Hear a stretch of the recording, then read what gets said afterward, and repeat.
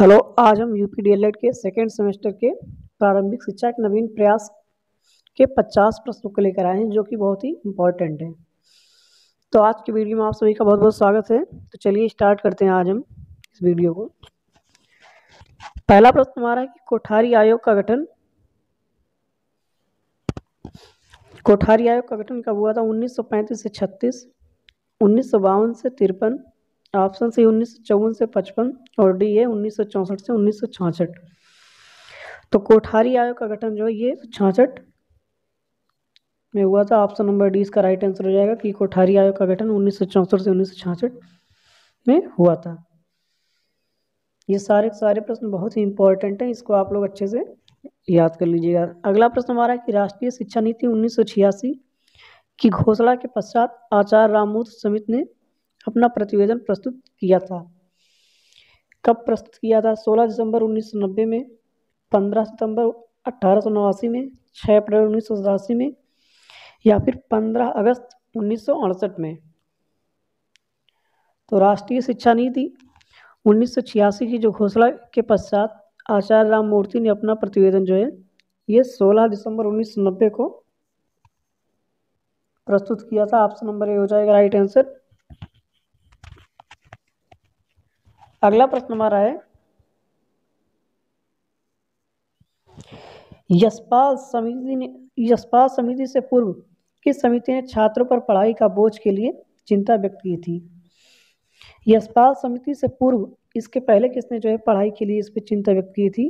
Option A है पटेल समिति, B है एनसीईआरटी कार्यदल, सी है आचार्य राममूर्ति समिति और डी है उपयुक्त तीनों। तो इसमें इन तीनों ने जो है किया था, पटेल समिति, एनसीईआरटी कार्यदल, आचार्य राममूर्ति समिति।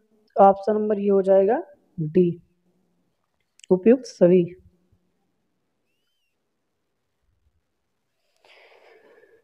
नेक्स्ट प्रश्न है कि एनसीएफ 2005 के अंतर्गत पुनरीक्षित गुणवत्ता विजन के संदर्भ में निम्न दृष्टिकोण चिन्हित किए गए हैं। पहला इसमें है कि बच्चों के प्रति दृष्टिकोण, दूसरा है कि शिक्षक की भूमिका एवं शिक्षण के प्रति दृष्टिकोण, सी है शिक्षण विद्या के प्रति दृष्टिकोण और डी है उपयुक्त सभी। इसमें जो है हमारा ऑप्शन नंबर डी हो जाएगा, बच्चों के प्रति दृष्टिकोण, शिक्षक की भूमिका एवं शिक्षण के प्रति दृष्टिकोण और सी है शिक्षण विद्या के प्रति दृष्टिकोण। इसमें हमारा ऑप्शन नंबर डी जो है राइट आंसर हो जाएगा, उपयुक्त सभी। अगला प्रश्न है कि ऑपरेशन ब्लैक बोर्ड कब आरंभ हुआ था?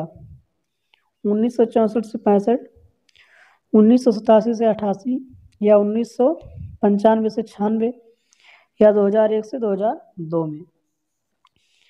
ऑपरेशन ब्लैक बोर्ड जो है ये 1987 से 1988 के बीच में आरंभ हुआ था। तो ऑप्शन नंबर बी हमारा हो जाएगा राइट आंसर। ये 2019 में पूछा भी गया है। अगला प्रश्न हमारा है 56 नंबर का, स्कूल चलो अभियान में किस कक्षा तक के बच्चों को आकर्षित करने की योजना थी? मतलब जो स्कूल चलो अभियान चलाया गया था इसमें कितने क्लास तक के बच्चों को आकर्षित करने के लिए योजना बनाई गई थी? कक्षा 1 से 8 तक, कक्षा नर्सरी से 5 तक या कक्षा 6 से 11 तक या कक्षा 2 से 5 तक। तो इसमें जो है कक्षा 1 से 8 तक के बच्चों को आकर्षित करने की योजना बनाई गई थी। ऑप्शन नंबर ए हमारा हो जाएगा राइट आंसर।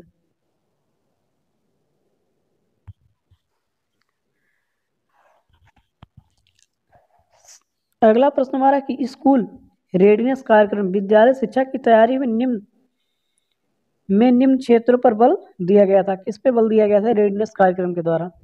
व्यक्तिगत एवं सामाजिक तैयारी पर, शैक्षिक तैयारी पर या मनोरंजनात्मक, सृजनात्मक, शाब्दिक, अशाब्दिक, भाषा कौशल या उपयुक्त सभी।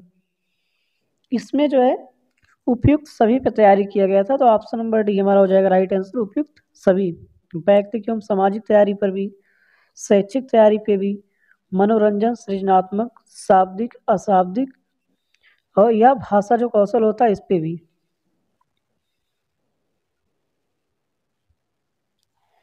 अगला प्रश्न यह कि राष्ट्रीय बाल श्रम परियोजना एनसीएलपी संचालित की गई थी। ये योजना के तहत संचालित की गई थी? 9वीं पंचवर्षीय योजना में, 8वीं पंचवर्षीय योजना में, 7वीं पंचवर्षीय योजना में, या उपयुक्त में से कोई नहीं। तो राष्ट्रीय बाल श्रम एनसीएलपी जो है ये 9वीं पंचवर्षीय योजना में संचालित की गई थी। तो ऑप्शन नंबर हमारा हो जाएगा ए राइट आंसर, 9वीं पंचवर्षीय योजना में। अगला प्रश्न कि पोषाहार वितरण योजना को निम्न विचार से प्रारंभ किया गया था? नामांकन संख्या बढ़ाने के लिए, समुदाय को शामिल करने के लिए, शिक्षकों को व्यस्त करने के लिए, रोजगार बढ़ाने के लिए। तो जो पोषाहार वितरण की योजना शुरू की गई थी इसमें विद्यालय में, इसमें ये नामांकन संख्या बढ़ाने के लिए की गई थी। तो ऑप्शन नंबर ए हमारा राइट आंसर हो जाएगा, ताकि उसमें बच्चों की संख्या बढ़े, इसलिए पोषाहार वितरण की योजना प्रारंभ की गई थी। अगला प्रश्न है कि ह्रास एवं अवरोध को रोकने के लिए संप्राप्ति लक्ष्य को प्राप्त करने के लिए प्रोत्साहन के अधीन कौन सी सुविधाएं प्रदान की जा रही हैं? छात्रवृत्ति, विद्यालय मध्याह्न भोजन, निःशुल्क पाठ्य पुस्तकें, ड्रेस, और डी है उपयुक्त सभी। तो इसमें ह्रास या अवरोध को रोकने के लिए जो इसमें सुविधाएं दी गई थी, इसमें हमारा छात्रवृत्ति भी हो जाएगा, विद्यालय मध्याह्न भोजन भी हो जाएगा, निःशुल्क पाठ्य पुस्तकें, ड्रेस भी हो जाएगा। तो इसका राइट आंसर हो जाएगा ऑप्शन नंबर डी, उपयुक्त सभी हो जाएगा इसका राइट आंसर।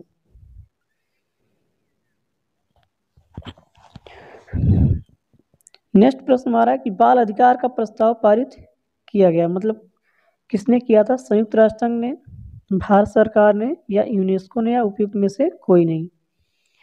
तो जो बाल अधिकार का प्रस्ताव था ये संयुक्त राष्ट्र संघ ने जो है प्रस्तावित किया था। ऑप्शन नंबर ए हमारा हो जाएगा राइट आंसर।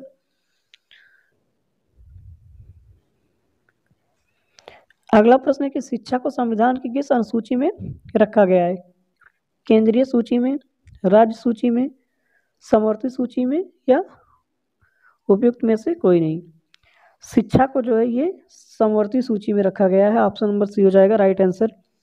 इसमें केंद्र सरकार और राज्य सरकार दोनों की इसमें योगदान होता है। तो ऑप्शन नंबर सी हो जाएगा राइट आंसर।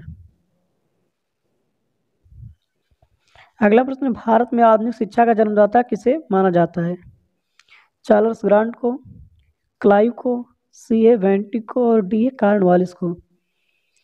भारत में आधुनिक शिक्षा का जनक जो है ये माना जाता है चार्ल्स ग्रांट को। ऑप्शन नंबर ए हो जाएगा हमारा राइट आंसर, चार्ल्स ग्रांट।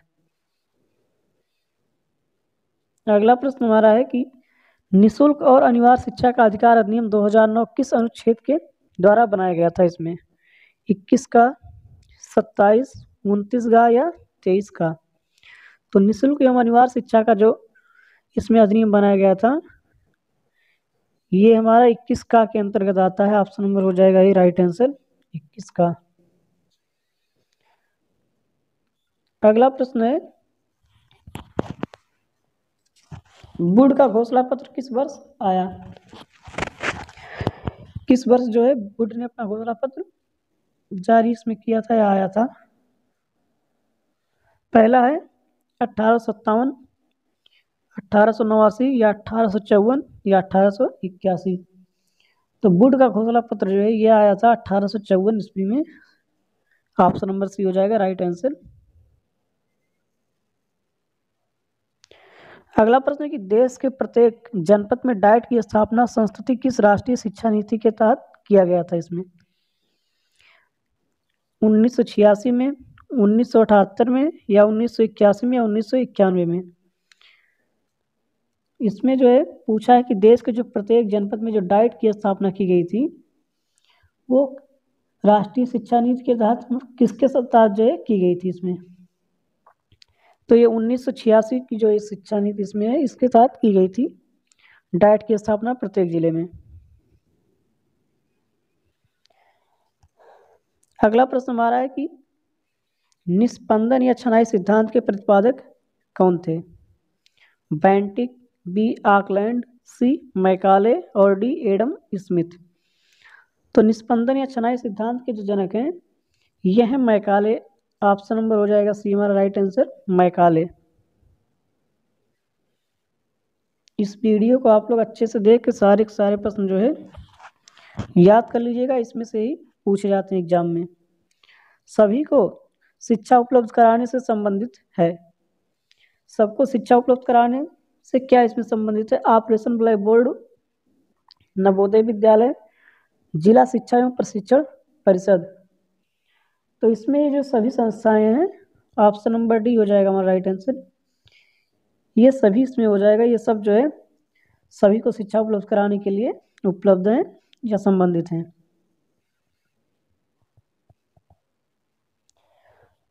अगला प्रश्न है 69 नंबर का कि ह्रास की समस्या से क्या आशय होता है? जो ह्रास की समस्या होती है, कक्षा में अनियमित उपस्थिति, बी है बच्चों का अनुत्तीर्ण हो जाना, सी है बीच में ही विद्यालय छोड़कर बच्चे का चला जाना, और डी है बच्चे का गांव से पलायन। तो ह्रास की जो समस्या होती है ये है जब कोई बच्चा विद्यालय से छोड़कर, बीच में जब विद्यालय छोड़कर चला जाता है तो उसको हम लोग बोलते हैं ह्रास की समस्या, उसको बोलते हैं जब बच्चा विद्यालय छोड़कर बीच में चला जाता है। ऑप्शन नंबर सी हो जाएगा इसका राइट आंसर। अगला प्रश्न है कि बीईपी क्या है? बेसिक शिक्षा परियोजना, बी है जिला प्राथमिक शिक्षा परियोजना, सी है विद्यालय शिक्षा की तैयारी कार्यक्रम, और डी है इनमें से कोई नहीं। तो बीईपी जो है ये है बेसिक शिक्षा परियोजना। ऑप्शन नंबर ए हो जाएगा राइट आंसर, बेसिक शिक्षा परियोजना। अगला प्रश्न है कि मध्याह्न भोजन योजना का उद्देश्य क्या है? बच्चों के नामांकन में वृद्धि करना, बच्चों की विद्यालय में पूरे समय तक रोके रखना, और सी है स्कूल आने के लिए प्रेरित करना, डी है उपयुक्त में से कोई नहीं। तो विद्यालय में जो भोजन मिलता है बच्चों को मध्याह्न, इसमें ये उपयुक्त सभी हो जाएगा कि बच्चों के नामांकन में वृद्धि करना भी उसका उद्देश्य होता है, बच्चों की विद्यालय में पूरे समय तक रुकने के लिए भी ये दिया जाता है, स्कूल आने के लिए प्रेरित किया जाता है। तो ऑप्शन नंबर हमारा हो जाएगा डी, उपयुक्त सभी। अगला प्रश्न है कि राष्ट्रीय साक्षरता मिशन की स्थापना कब हुई थी? सन 1950 में, सन 1988 ईस्वी में, सन 1948 में, या सन 2000 में? तो राष्ट्रीय साक्षरता मिशन की स्थापना जो है ये 1988 में हुई थी। ऑप्शन नंबर बी हमारा हो जाएगा राइट आंसर, 1988। अगला प्रश्न है 73 नंबर का, उत्तर प्रदेश में सभी के लिए शिक्षा परियोजना लागू की गई।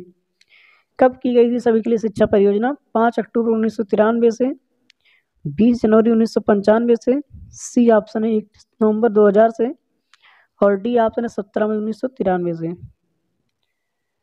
उत्तर प्रदेश में सभी के लिए जो शिक्षा परियोजना है ये 17 मई 1993 से लागू की गई थी। ऑप्शन नंबर डी हो जाएगा राइट आंसर, 17 मई 1993। 74 नंबर का प्रश्न है अगला कि जब कोई बालक किसी भी अवस्था में प्राथमिक शिक्षा पूर्ण किए बिना ही विद्यालय छोड़कर चला जाता है तो वह क्या कहलाता है? उसे क्या कहते हैं? अवरोध, पृथक्करण, ह्रास या विभाजन? अभी इस तरह का प्रश्न ऊपर आया था कि ह्रास क्या होता है? जब विद्यालय बीच में ही छोड़कर चला जाता है बच्चा तो उसको हम लोग ह्रास बोलते हैं। तो वही प्रश्न यहाँ पे आया है, तो इसमें हो जाएगा ह्रास। Option number C right answer हो जाएगा कि जब कोई बच्चा विद्यालय को बीच में ही बिना प्राथमिक शिक्षा पूर्ण किए छोड़कर चला जाता है तो उसको हम लोग ह्रास बोलते हैं। Option number C right answer हो जाएगा। अगला प्रश्न है कि 1960-61 में जनजातियों की शिक्षा संबंधी समस्याओं के समाधान हेतु गठित कमेटी के अध्यक्ष कौन थे? जो जनजातियों की शिक्षा होती है उस कमेटी के अध्यक्ष कौन थे 1960-61 में? ऑप्शन है राम मूर्ति, बी राधा कृष्णन, और डी है DS कोठारी, और द है इसमें डी है श्री UN ढेबर। इसमें जो है श्री UN ढेबर इसका राइट आंसर हो जाएगा। Option number D right answer हो जाएगा। ये जो है जनजातीय शिक्षा के जो समस्याएं थी उसको जो उसकी कमेटी गठित की गई थी उसके अध्यक्ष थे। अगला प्रश्न है कि राष्ट्रीय महिला शिक्षा समिति 1958 की अध्यक्ष कौन थी? इसमें हंसा मेहता, बी दुर्गाबाई देशमुख, सी सुचेता कृपलानी और डी आचार्य राममूर्ति। इसमें जो राष्ट्रीय महिला शिक्षा नीति है 1958, इसकी जो अध्यक्ष थी ये थी Durgabai Deshmukh. Option number B हो जाएगा राइट आंसर।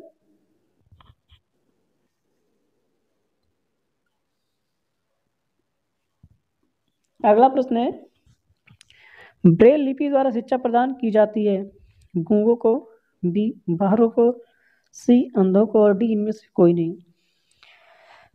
तो ब्रेल लिपि के द्वारा जो शिक्षा प्रदान की जाती है, ये जो अंधे होते हैं, ऑप्शन नंबर सी हो जाएगा राइट आंसर, उनको प्रदान की जाती है।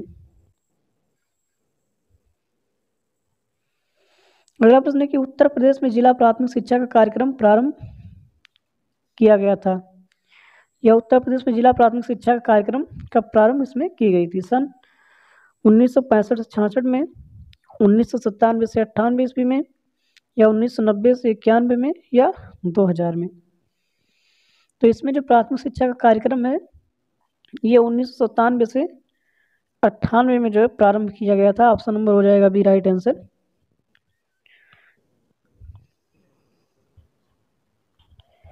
अगला प्रश्न है कि शिक्षा में अपव्यय तथा अवरोधन पर अपना सुझाव दिया था, किसने इसमें दिया था? हरटांग समिति ने, कोठारी आयोग ने, या राधा कृष्णन आयोग ने, या वुड के घोषणा पत्र ने।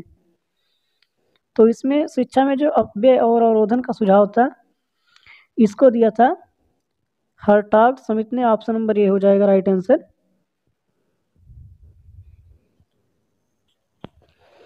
अगला प्रश्न है कि राष्ट्रीय शैक्षिक अनुसंधान एवं प्रशिक्षण परिषद का मुख्यालय स्थित है। जो राष्ट्रीय शैक्षिक अनुसंधान और प्रशिक्षण है, प्रशिक्षण परिषद, इसका मुख्यालय कहाँ पे स्थित है? ऑप्शन ए भुवनेश्वर से, नई दिल्ली में, कलकत्ता में, या मद्रास में। इसका जो मुख्यालय स्थित है ये है नई दिल्ली में। ऑप्शन नंबर हो जाएगा बी राइट आंसर, नई दिल्ली।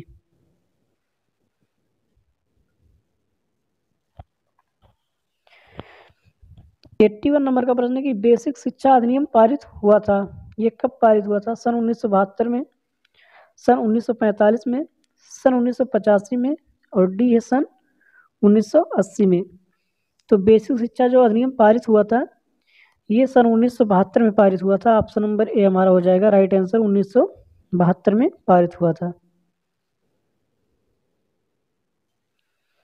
अगला प्रश्न है कि शिक्षकों हेतु राष्ट्रीय पुरस्कार का प्रारंभ किया गया था, ये किस सन में प्रारंभ किया गया था? शिक्षक के लिए राष्ट्रीय पुरस्कार जो है सन 1958 ईस्वी में, सन 1980 में, या सन 2001 में, या फिर सन 1985 में।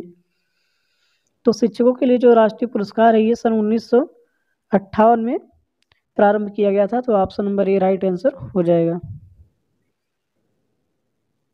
अगला प्रश्न है कि बच्चों के लिए निःशुल्क एवं अनिवार्य शिक्षा का प्रावधान संविधान की जिस धारा में किया जाए वह है?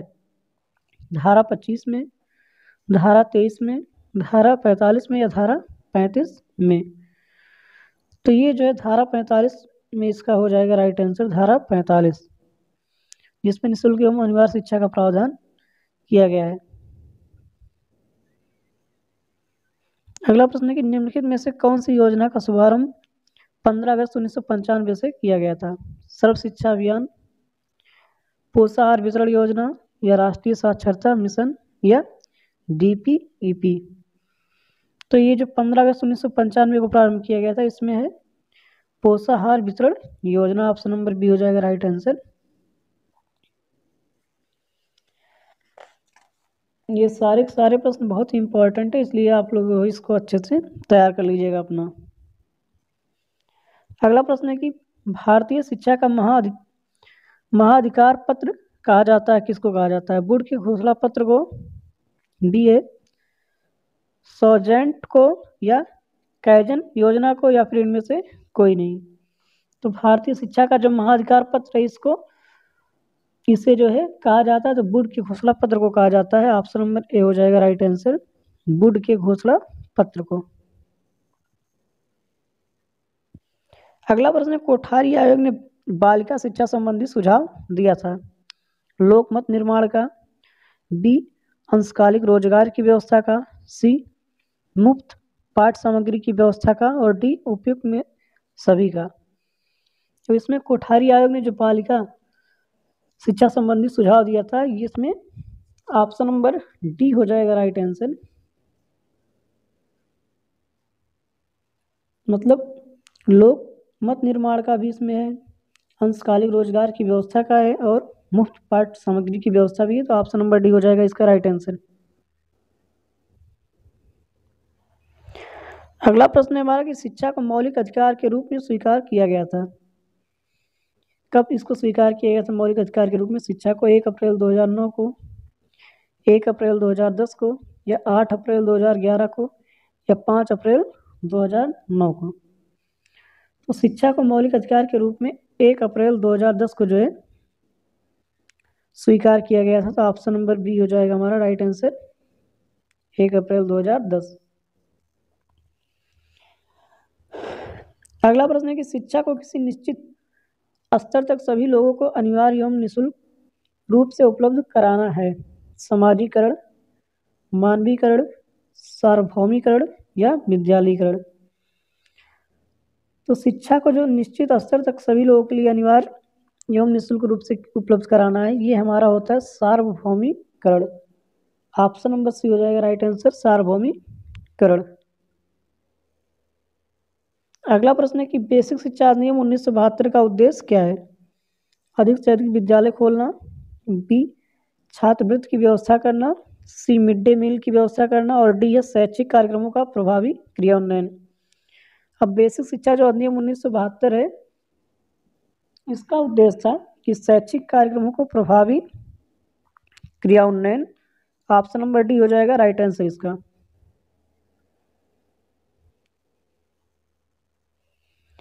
अगला प्रश्न है कि प्राथमिक विद्यालय में न्यूनतम आवश्यक सुविधाएं सुलभ कराने की योजना है। मिड डे मील योजना, ऑपरेशन ब्लैक बोर्ड योजना, आंगनबाड़ी योजना, या शिक्षा गारंटी योजना। तो प्राथमिक विद्यालय में जो न्यूनतम आवश्यक सुविधाएं सुलभ कराने की योजना जो है, ये हमारी है ऑपरेशन ब्लैक बोर्ड योजना। ऑप्शन नंबर बी हो जाएगा right answer, operation black board योजना। अगला प्रश्न है स्वतंत्रता के समय देश में कितने प्रतिशत जनसंख्या साक्षर थी? 40%, 32%, 14%, या 60%। तो स्वतंत्रता के समय देश में जो है ये 14% जनसंख्या जो है साक्षर थी। ऑप्शन नंबर सी हो जाएगा राइट आंसर, 14%।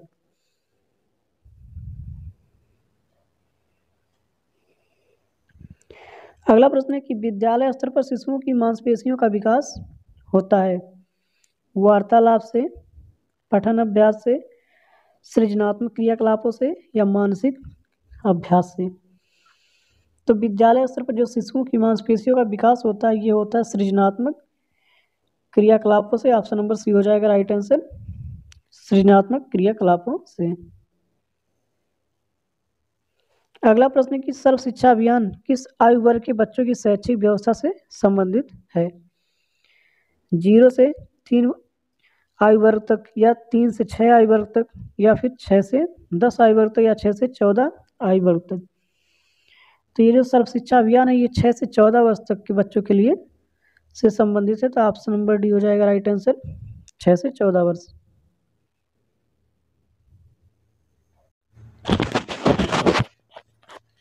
नाइन्टी 94 नंबर का प्रश्न हमारा है कि कस्तूरबा गांधी बालिका विद्यालय योजना किस वर्ग की बालिकाओं में साक्षरता की स्थिति बेहतर बनाने के लिए है? अनुसूचित या अनुसूचित जनजाति के लिए, बी है अन्य पिछड़ा वर्ग के लिए, सी है अल्पसंख्यक वर्ग के लिए, और डी है उपयुक्त सभी वर्गों के लिए। तो कस्तूरबा गांधी जो बालिका विद्यालय योजना इसमें है, ये सभी वर्गों के लिए है। ऑप्शन नंबर डी हमारा हो जाएगा राइट आंसर, उपयुक्त सभी वर्गों के लिए, चाहे अनुसूचित या अनुसूचित जनजाति हो, या अन्य पिछड़ा वर्ग या अल्पसंख्यक वर्ग, सभी के लिए यह उपलब्ध है। अगला प्रश्न हमारा है इसमें 95 का कि सर्व शिक्षा अभियान के अंतर्गत संचालित होने वाले कार्यक्रमों के लिए वित्तीय सहायता प्राप्त है। कहाँ से प्राप्त है सर्व शिक्षा अभियान की जो वित्तीय सहायता होती है? राज्य सरकार द्वारा, केंद्र सरकार द्वारा, राज्य और केंद्र सरकार द्वारा, या फिर ग्राम पंचायत द्वारा। तो इसमें जो सर्व शिक्षा अभियान है, इसमें जो वित्तीय सहायता ये राज्य और केंद्र सरकार दोनों के द्वारा मिलता है, तो ऑप्शन नंबर सी हमारा हो जाएगा राइट आंसर, राज्य और केंद्र सरकार द्वारा। अगला प्रश्न है 96 का नंबर का कि कितने अंतराल के उपरांत पाठचर्या के पुनर्विकास एवं समीक्षा का प्रावधान है? 5 वर्ष बाद, 6 वर्ष बाद, 8 वर्ष बाद या 10 वर्ष बाद? तो ये हमारा है 5 वर्ष बाद जो है, ऑप्शन नंबर ए हो जाएगा राइट आंसर, 5 वर्ष बाद। अगला प्रश्न है 97 नंबर का कि महात्मा गांधी ने बुनियादी तालीम या बेसिक शिक्षा का प्रस्ताव रखा था, कब रखा था? इसमें सन 1920 में, सन 1937 में, सन 1942 में या सन 1947 में? तो महात्मा गांधी जी ने सन 1937 में जो है बुनियादी शिक्षा का प्रस्ताव रखा था। ऑप्शन नंबर हो जाएगा हमारा बी राइट आंसर, 1937 बी। अगला प्रश्न है कि माध्यमिक शिक्षा आयोग के अध्यक्ष कौन थे? डॉक्टर लक्ष्मण स्वामी मुदालियर, बी ए डॉक्टर दौलत सिंह कोठारी, सी ए डॉक्टर यशपाल और D A doctor Radha Krishnan. तो इसमें जो डॉक्टर लक्ष्मण स्वामी मुदालियर हैं ये माध्यमिक शिक्षा आयोग के अध्यक्ष थे। ऑप्शन नंबर ए हो जाएगा हमारा राइट आंसर, डॉक्टर लक्ष्मण स्वामी मुदालियर। 99 नंबर का प्रश्न है कि निम्नलिखित में से किस स्तर के विद्यालय से बच्चों को स्वतंत्र रूप से विकसित होने के अवसर दिए जाने चाहिए? प्राथमिक विद्यालय, पूर्व माध्यमिक विद्यालय, माध्यमिक विद्यालय या पूर्व प्राथमिक विद्यालय? तो इसमें हो जाएगा हमारा जो इसमें पूछा गया है कि विद्यालय से बच्चों को स्वतंत्र रूप से विकसित होने के अवसर दिए जाने चाहिए, ये जो है पूर्व प्राथमिक विद्यालय हो जाएगा हमारा right answer, option number D सही हो जाएगा। अगला प्रश्न है कि प्राथमिक विद्यालय में मध्याह्न पोषाहार वितरण योजना कब से शुरू की गई है, आरंभ की गई है? 15 अगस्त 1995, 15 अगस्त 1997, 15 अगस्त 1999 या 15 अगस्त 2000 से? तो ये जो योजना है मध्याह्न पोषाहार ये 15 अगस्त 1995 से आरंभ की गई है, तो ऑप्शन नंबर ये हमारा राइट आंसर हो जाएगा। तो आज की इस वीडियो में 50 प्रश्न जो है पूरे हो गए। अब आपको अगले वीडियो में और मिलेंगे। धन्यवाद।